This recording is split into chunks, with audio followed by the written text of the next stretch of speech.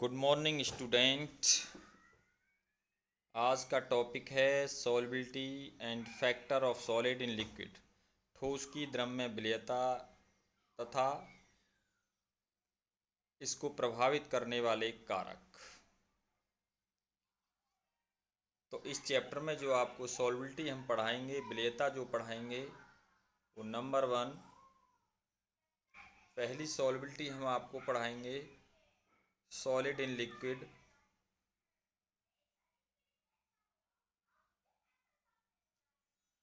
दूसरी आपको पढ़ाएंगे इसमें gas in liquid.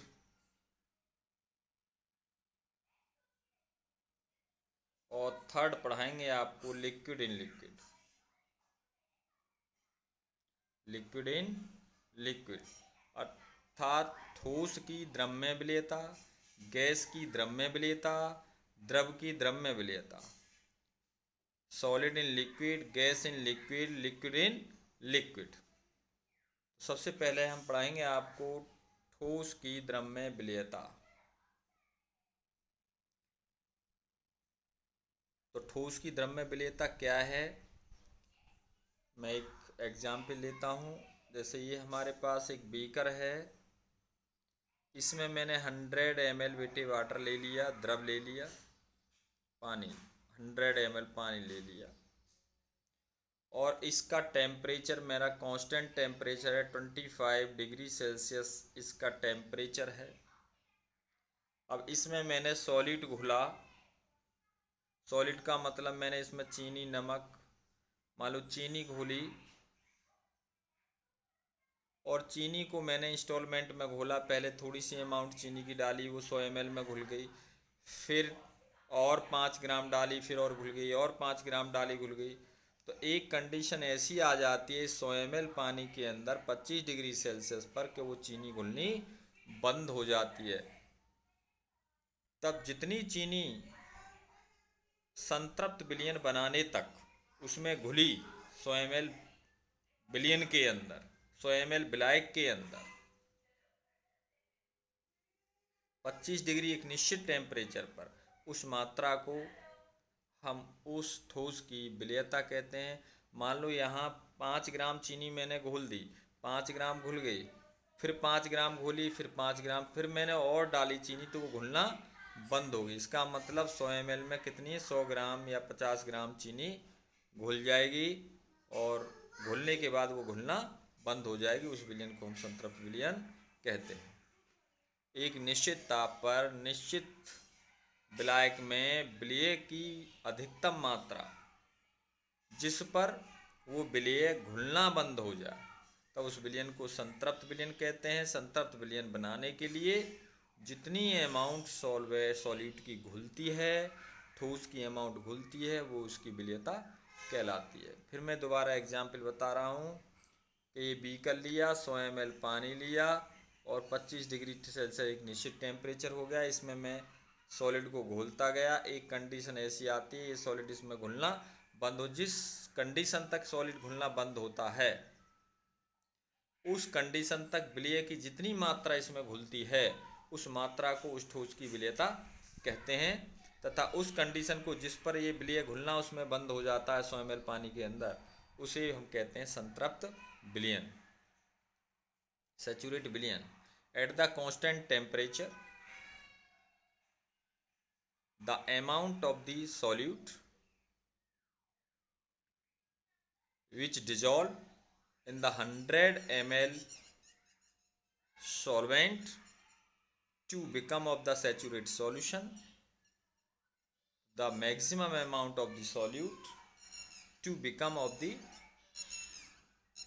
saturated solution is known as solubility of the solute in liquid। निश्चित ताप पर 100 ग्राम विलायक में किसी ठोस की घुली हुई वह अधिकतम मात्रा जिसे संतृप्त विलयन बनाया जा सके वह ठोस की द्रव्य विलयता कहलाती है।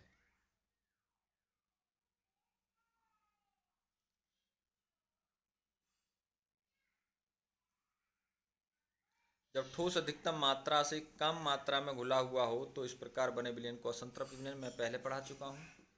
जब तक ठोस उसमें घुलता रहेगा, सॉलिड घुलता रहेगा, सॉल्यूट होता रहेगा, डिजॉल्व होता रहेगा, तब तक उस सॉल्यूशन को हम अनसैचुरेटेड सॉल्यूशन कहेंगे।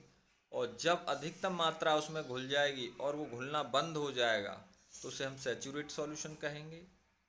अब ठोस जो हमने सैचुरेट सॉल्यूशन बनाया, उस सैचुरेट सॉल्यूशन से भी यदि उसमें अधिकतम मात्रा और घुल जाती है तो उसे हम सुपर सैचुरेट सॉल्यूशन के नाम से जानते हैं, अति संतृप्त सॉल्यूशन के नाम से जानते हैं।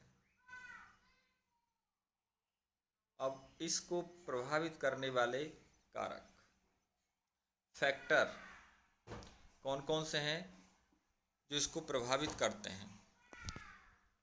पहला है विलेय तथा विलायक की प्रकृति, nature of the solute and solvent. ये दोनों सॉल्यूट तथा सॉल्वेंट दोनों सेम होनी चाहिए, लाइक होनी चाहिए। सॉल्यूट और सॉल्वेंट दोनों ही लाइक होनी चाहिए।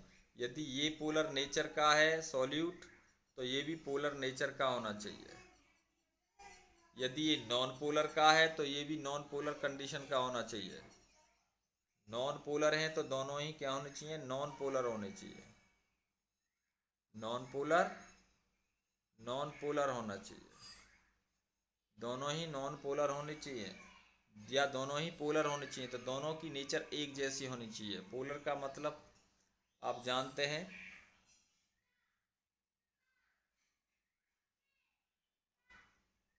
जैसे मैंने आयनिक ठोस KCl लिया, KCl आयनिक है, पोलर है। देखिए दोनों सिरों पर इसके प्लस माइनस हैं, ध्रुवीय है। और पानी में इसको मैंने घोला तो ये भी पोलर है पानी, तो ये भी पोलर है, ये भी पोलर है।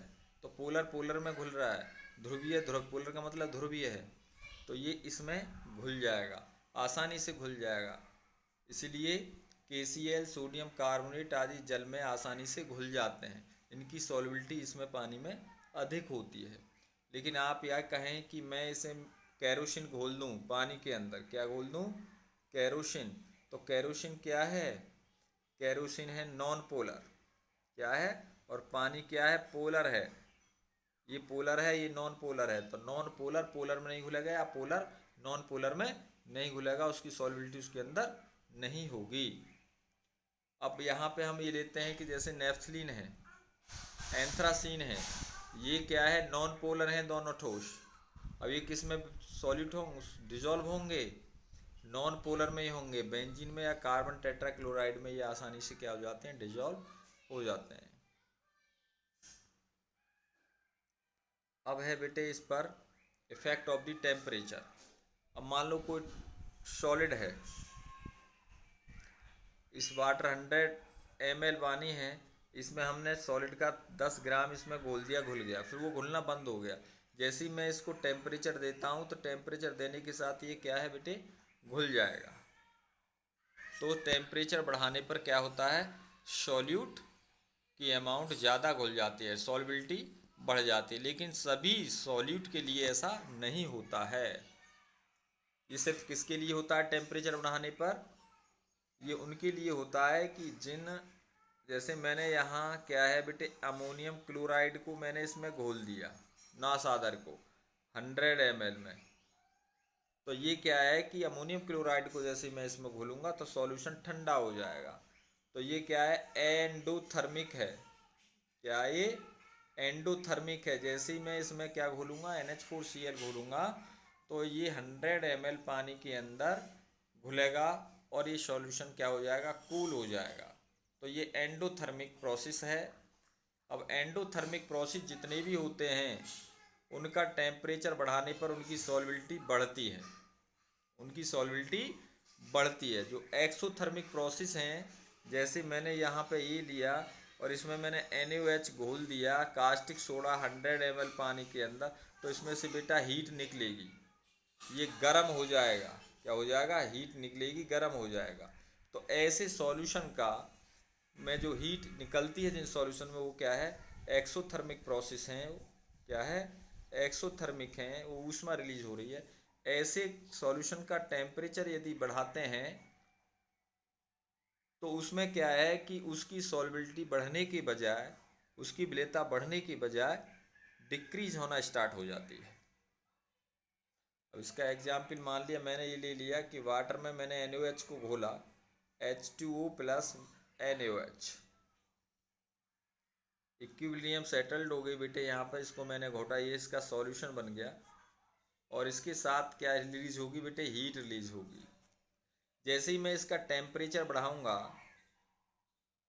क्या बढ़ाऊंगा, टेम्परेचर बढ़ाऊंगा, इक्विलिब्रियम उस डायरेक्शन में शिफ्ट होगी जिस अकॉर्डिंग टू द ली चार्ट प्रिंसिपल, इक्विलिब्रियम इस डायरेक्शन में शिफ्ट होगी जिस डायरेक्शन में टेम्परेचर कम होगा। तो यहाँ से देखें कि इस डायरेक्शन में टेम्परेचर कम है, इस डायरेक्शन में टेम्परेचर ज़्यादा है, हीट निकल रही है, तो टेम्परेचर बढ़ाएंगे तो ये जो इक्विलिब्रियम है इस डायरेक्शन में शिफ्ट होगी। तो जो रिएक्शन है वो कहाँ जाएगी, बैकवर्ड डायरेक्शन में जाएगी, जिससे NaOH घुलना बंद हो जाएगा। सॉल्यूशन से NaOH निकल करके settled at the bottom, bottom पर बैठना स्टार्ट हो जाएगा, जिससे NaOH की जो विलेयता है वो कम हो जाएगी।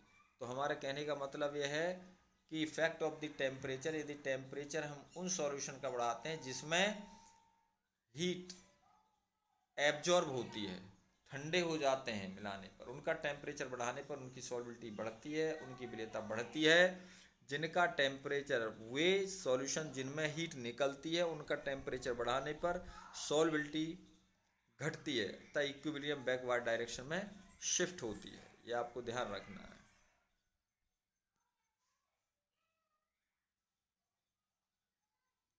सॉरी,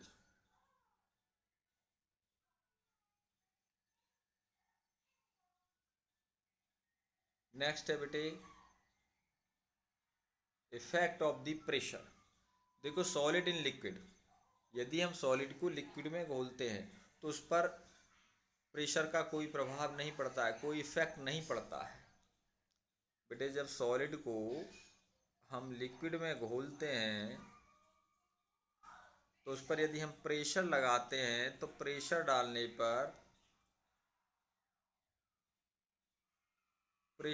पर उस पर कोई प्रभाव नहीं पड़ता है।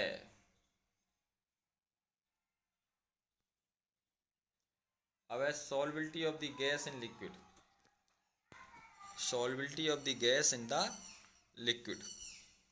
मैंने ठोस की सॉल्बिलिटी आपको पढ़ा दी, सॉलिड इन लिक्विड पढ़ा दिया मैंने आपको, सॉलिड इन लिक्विड पढ़ा दिया। इसमें पढ़ाया कि at the constant temperature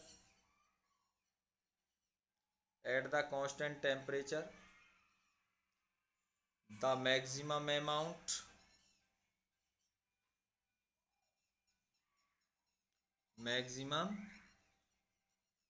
amount of the solid to become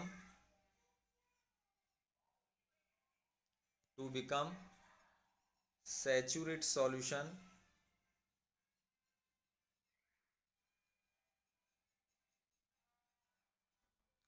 in 100 gram solvent.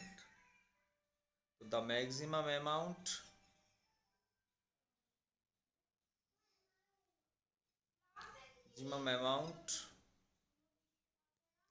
of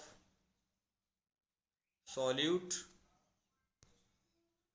in 100 gram solvent is known as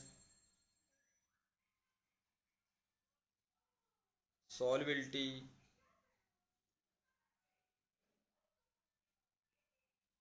of solid in liquid।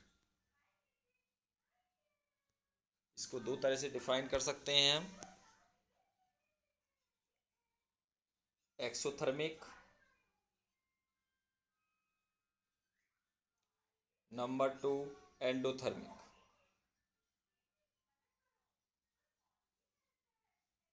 Exothermic process के अंदर हम यदि हीट बढ़ाते हैं तो सॉल्बिलिटी कम होती है, और एंडोथर्मिक प्रोसेस के अंदर हीट बढ़ाते हैं तो सॉल्बिलिटी बढ़ती है, विलेयता बढ़ती है। आज पढ़ाएंगे हम आपको solubility of the gas in the liquid, gas की द्रव्य विलेयता, solubility of gas in the liquid, gas की द्रव्य विलेयता।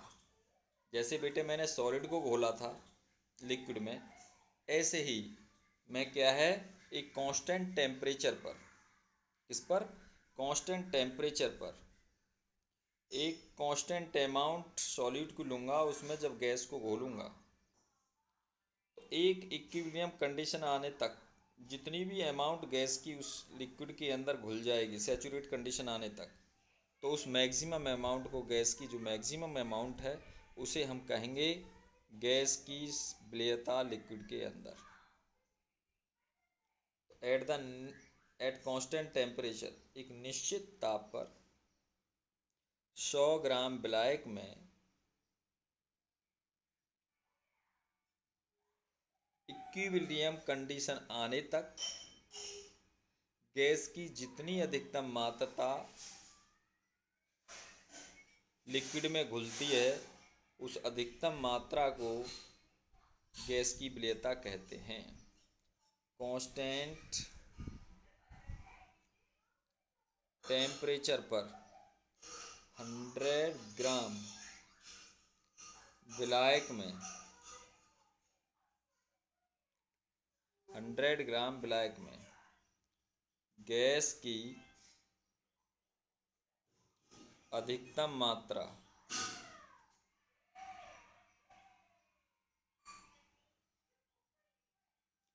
घुलती है जब तक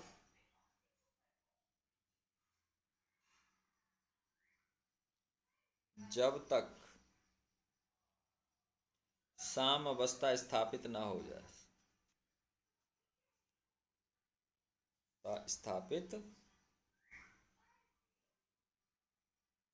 नहीं हो जाती। तो गैस की उस अधिकतम मात्रा को हम 100 ml सॉल्वेंट में गैस की विलेयता कहते हैं। तो निश्चित ताप पर 100 ग्राम विलायक में साम्यावस्था आने तक गैस की जितनी अधिकतम मात्रा उसमें घुलती है द्रव के अंदर, उस अधिकतम मात्रा को गैस की विलेयता कहते हैं। इसको प्रभावित करने वाले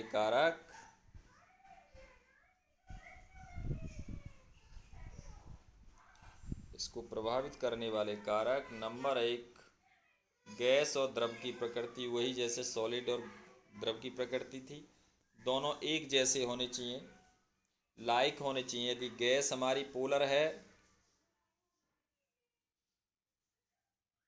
ध्रुवीय है, तो द्रव भी क्या होना चाहिए, ध्रुवीय, पोलर होना चाहिए। यदि गैस नॉन पोलर है तो घोलने वाला सॉल्वेंट भी क्या होना चाहिए, नॉन पोलर होना चाहिए। तो दोनों की नेचर एक जैसी होनी चाहिए। और यदि इनमें से दोनों अनलाइक हैं, एक पोलर है और एक नॉन पोलर है, तो वहाँ सॉल्बिलिटी गैस की क्या हो जाएगी, कम हो जाएगी।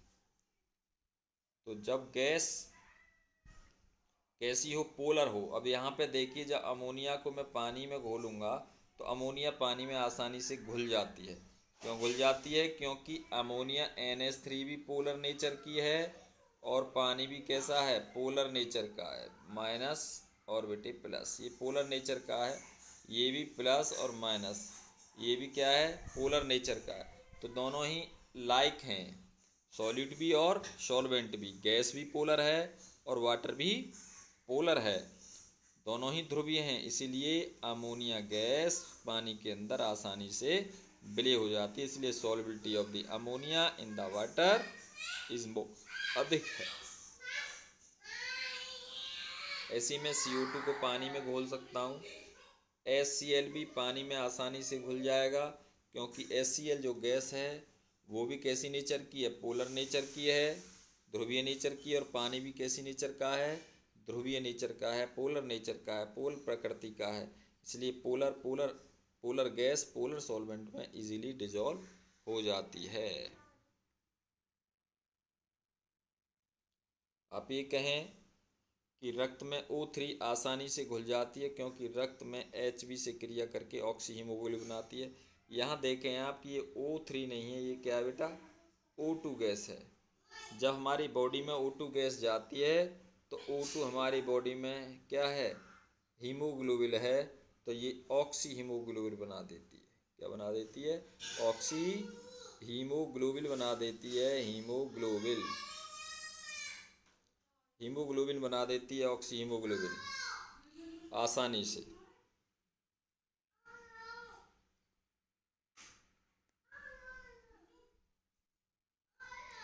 अब है सॉल्युबिलिटी पर इफेक्ट ऑफ द टेम्परेचर।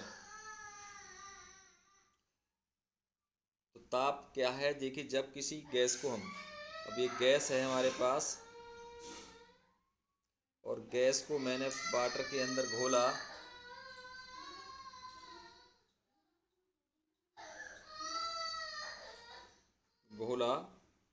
तो यहाँ पर देखिए गैस के जो मॉलिक्यूल हैं दूर दूर हैं, गैस के मॉलिक्यूल दूर दूर हैं।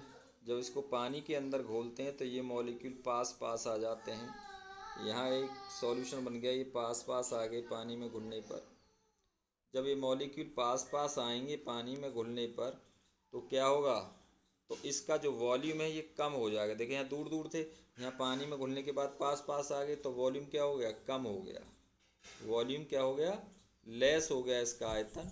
जब आयतन लेस हो जाता है तो यहाँ से क्या हीट होगी, हीट रिलीज होगी बेटे। क्या होगी बेटे, हीट रिलीज होगी, हीट निकलेगी। तो जब गैस को पानी के अंदर घोटा जाता है तो उसमें हीट रिलीज होती है, हीट रिलीज होती है। इसीलिए हम गैस सॉल्यूशन का यदि हम टेम्परेचर बढ़ाते हैं तो इक्विलिब्रियम बैकवार्ड डायरेक्शन में जाती है साम्यावस्था, और बैकवार्ड डायरेक्शन में साम्यावस्था जाने पर गैस की सॉल्युबिलिटी कम होती है। जब गैस सॉल्यूशन का हम टेम्परेचर बढ़ाते हैं तो गैस की विलेयता कम हो जाती है, वो गैस उसमें से रिलीज होना सॉल्यूशन में से स्टार्ट हो जाती है, क्योंकि यह प्रोसेस जो है एक्सोथर्मिक है, जिससे हमारी गैस सॉल्यूशन से निकलना स्टार्ट हो जाती है, उसकी सॉल्युबिलिटी कम हो जाती है। नेक्स्ट है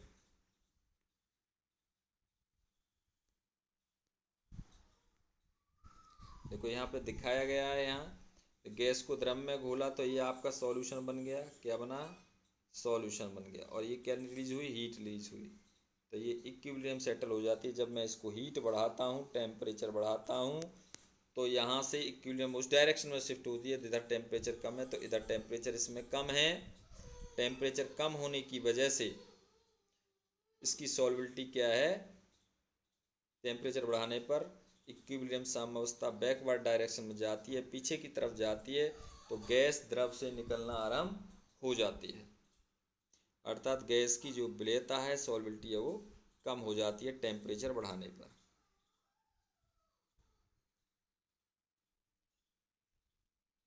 नेक्स्ट है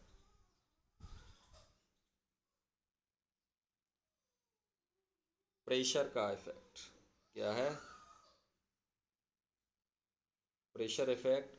जब गैस को हम वाटर के अंदर घोलते हैं और इस पर हम प्रेशर बढ़ा दें तो प्रेशर बढ़ाने पर गैस की विलेयता बढ़ती है।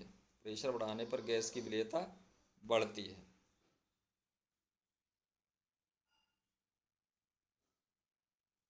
लीचार्ड प्रिंसिपल, लासातालिये बोलते हैं जिसको हम।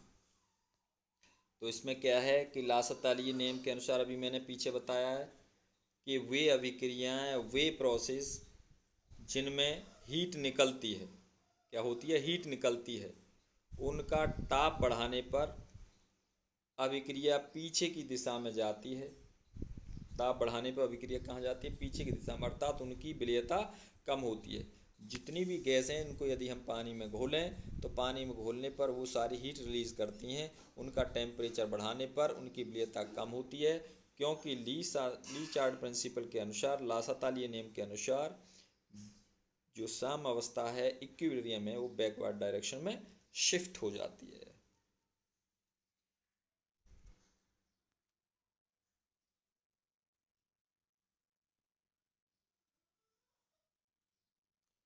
विलेयता और कैसे कम होगी इनकी, कि कुछ ऐसे भी आपके गैस के सॉल्यूशन हैं जिनमें अन्य कोई दूसरा सब्सटेंस डालने पर उनकी विलेयता को क्या कर देता है, गैस की विलेयता को कम कर देता है। आप देखो एग्जाम्पल, आप एक कोई भी कोल्ड ड्रिंक लें और कोल्ड ड्रिंक में जैसे ही आप थर्ड सब्सटेंस नमक डालते हैं तो उसमें से बहुत तेज़ी से CO2 गैस जो घुली हुई थी उसकी विलेयता कम होना स्टार्ट हो जाती है, उसमें से रिलीज होना स्टार्ट हो जाती है बहुत तेज़ी से।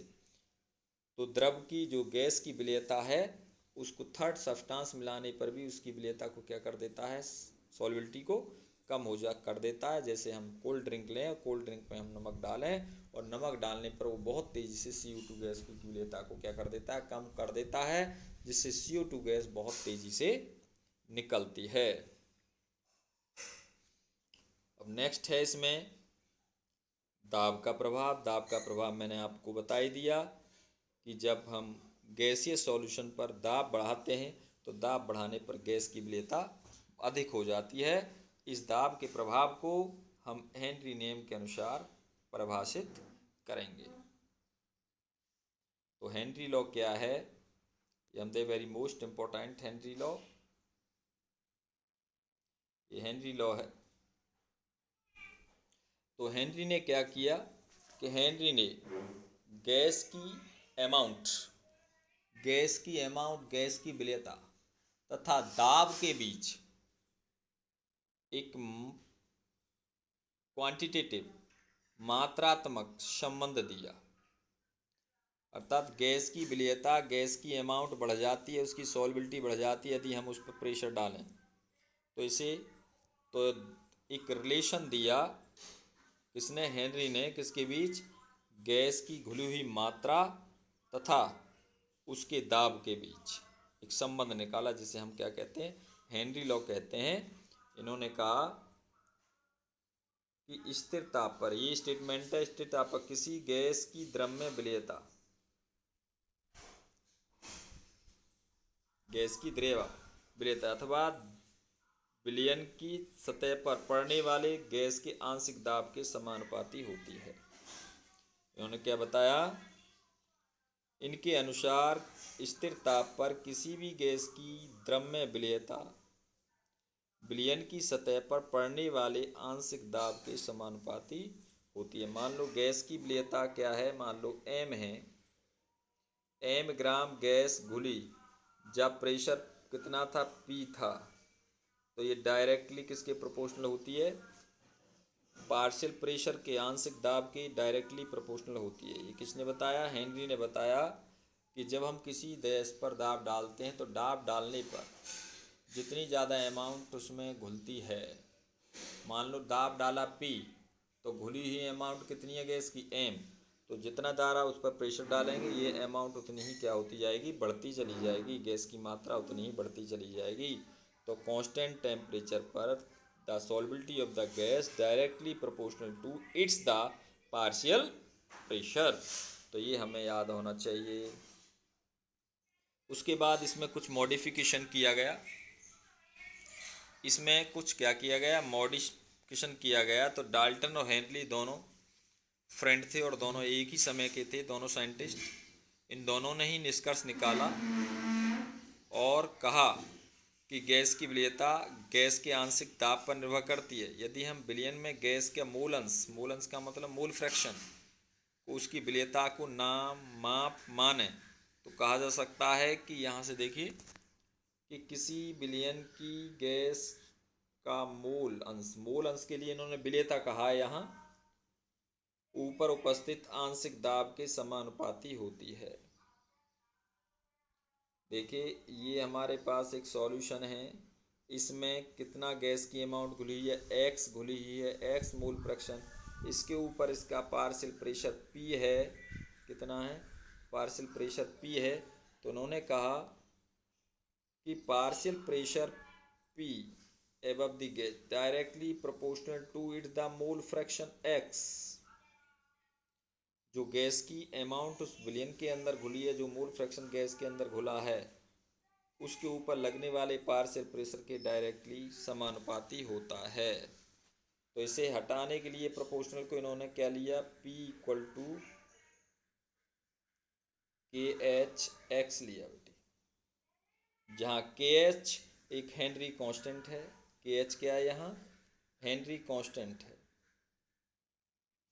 ये गैस की जो KH है ये गैस की नेचर पर डिपेंड करता है।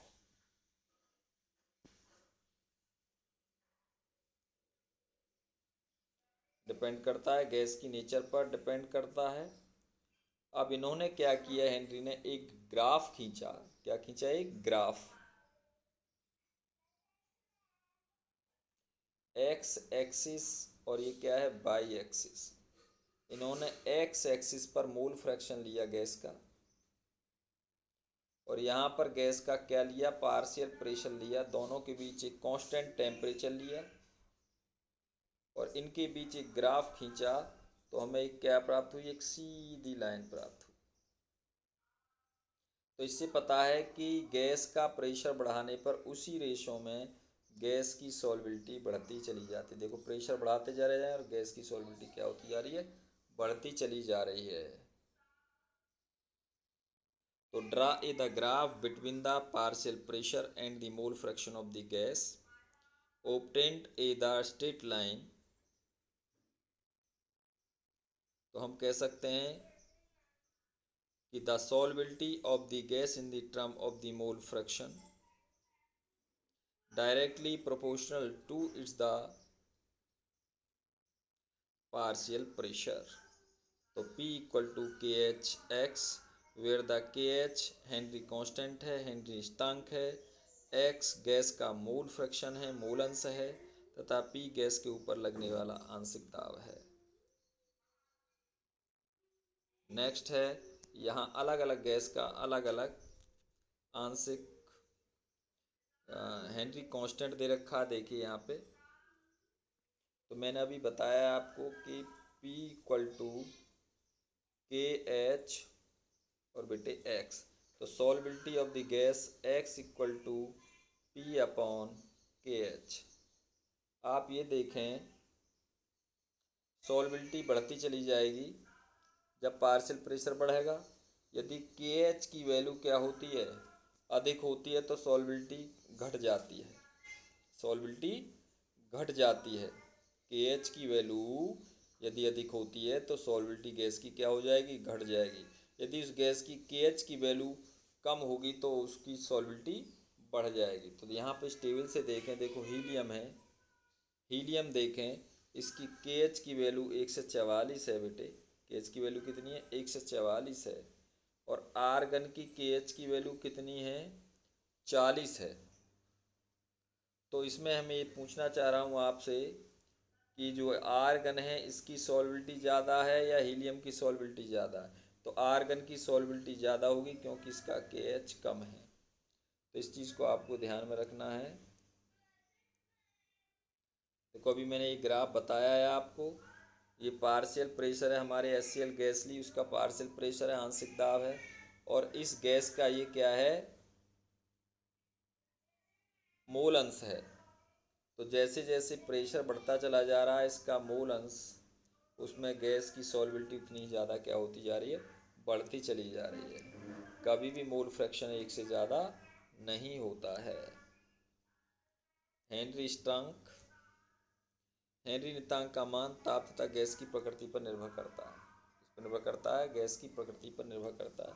गैस की प्रकृति यदि पोलर है तो वो आसानी से उसमें जब सॉल्बिलिटी उसमें बढ़ जाएगी तो KH की वैल्यू क्या हो जाएगी, कम हो जाएगी। यदि सॉल्बिलिटी बढ़ती है,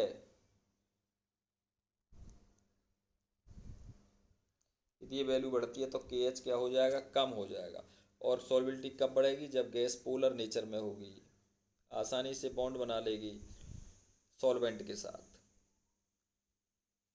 दूसरा ताप पर भी निर्भर करता है। यदि गैस का हम ताप बढ़ा दें, क्या बढ़ा दें, इसका टेम्परेचर बढ़ा देते हैं, तो टेम्परेचर बढ़ाने पर गैस की सॉल्बिलिटी कम होती है। टेम्परेचर बढ़ाने पर गैस की सॉल्बिलिटी क्या होती है, कम होती है। जब इसकी सॉल्बिलिटी कम होगी टेम्परेचर बढ़ाने पर, तो KH की वैल्यू क्या होगी, बढ़ जाएगी। तो हम कह सकते हैं कि टेम्परेचर बढ़ाने पर गैस की सॉल्बिलिटी कम होती है, जिससे KH की वैल्यू क्या हो जाती है, बढ़ जाती है। KH की वैल्यू बढ़ जाती है। जब KH की वैल्यू बढ़ती है तो सॉल्बिलिटी क्या हो जाती है, कम हो जाती है। तो ताप बढ़ाने से हेनरी नियतांक बढ़ता है। क्यों बढ़ता है, सॉल्बिलिटी कम होती है।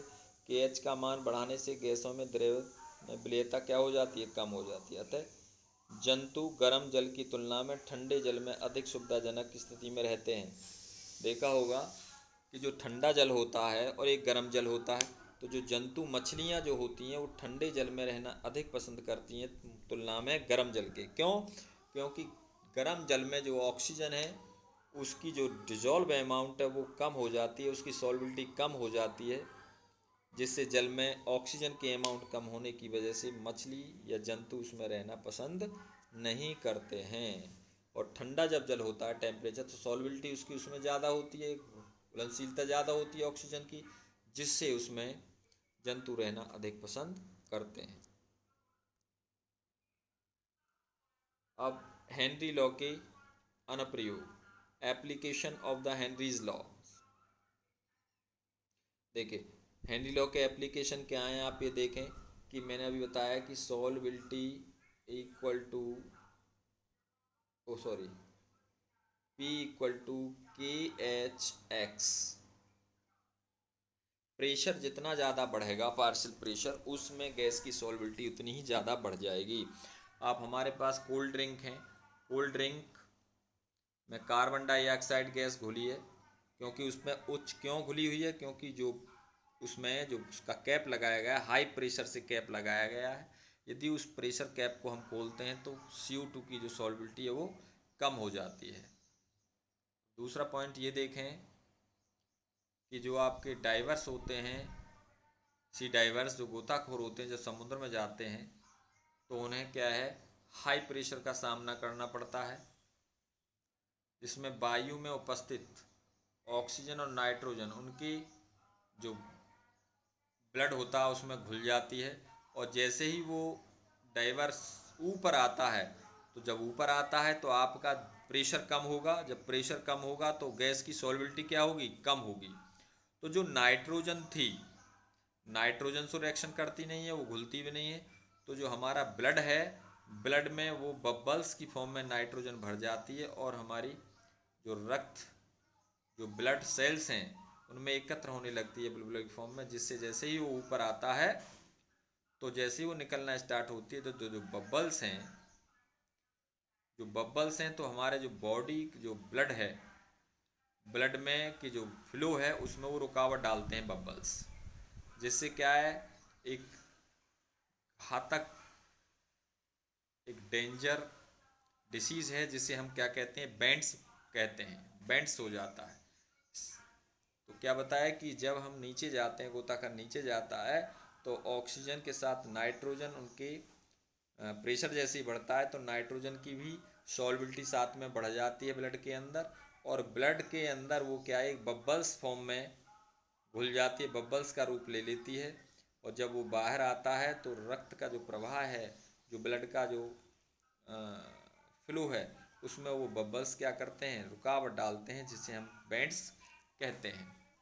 बेटे इससे बचने के लिए क्या है, हमें वायु जो है उसके अंदर क्या घोलना होगा, हीलियम और नियॉन मिलाया जाता है। इससे बचने के लिए, जिससे नाइट्रोजन की अमाउंट कम हो जाए, उसमें हमें क्या मिलाना चाहिए, हीलियम और नियॉन की अमाउंट मिलानी चाहिए। नेक्स्ट है, इसमें आपने देखा होगा जब ऊंची ऊंची जो आपके हिल्स होती हैं तो उसमें क्या है कि ऊपर जाने पर क्या है बेटे, ऑक्सीजन की अमाउंट कम हो जाती है। जब ऑक्सीजन अमाउंट कम हो जाती है तो उसका जो पार्शियल प्रेशर है वो भी क्या हो जाता है, जब कम हो जाएगी ऑक्सीजन की अमाउंट ऊपर जाने पर तो पार्शियल प्रेशर भी क्या हो जाएगा, कम हो जाएगा। जिससे पार्शियल प्रेशर जब ऑक्सीजन का कम हो जाता है तो जो ऑक्सीजन गैस की अमाउंट हमारी बॉडी में कम घुलेगी, ऑक्सीजन की अमाउंट हमारी बॉडी में कम घुलेगी। ये देखिए जब प्रेशर कम हो जाएगा ऊपर जाने पर पार्शियल प्रेशर, तो ऑक्सीजन की अमाउंट हमारे ब्लड में कम घुलेगी, जिससे हमारे थिंकिंग पावर कम होने लगती है, बॉडी वीक हो जाती है, जिसे हम एनॉक्सिया के नाम से जानते हैं। अब दूसरा आता है वेपर प्रेशर। क्या है? Vapour pressure. तो इसे वेपर प्रेशर को समझने के लिए हमें क्या है समझा देता हूँ, लेकिन इससे संबंधित मैं कल भेजूंगा सारा, लेकिन वेपर प्रेशर को फिर भी समझा देता हूँ। देखिए ये क्या है, एक लिक्विड लिया बेटे, इसमें हमने क्या लिया? लिक्विड। लिक्विड के कुछ मॉलिक्यूल्स या पार्टिकल इतने एनर्जेटिक होते हैं कि वे उनकी एनर्जी टेम्परेचर ज़्यादा होता है, वो क्या है इस लिक्विड के सरफेस को लेफ्ट कर जाते हैं। इस लिक्विड के सरफेस को क्या कर जाते हैं? वो लेफ्ट कर जाते हैं और in the form of the vapour accumulate over the liquid. Liquid के ऊपर वो एक्यूमुलेट हो जाते हैं। ये लिक्विड के ऊपर एक्यूमुलेट हो गए, जिसे हम वेपर या वाष्प के नाम से जानते हैं। मैंने कहा the vapour the accumulate over the surface of the liquids in the form of the vapour.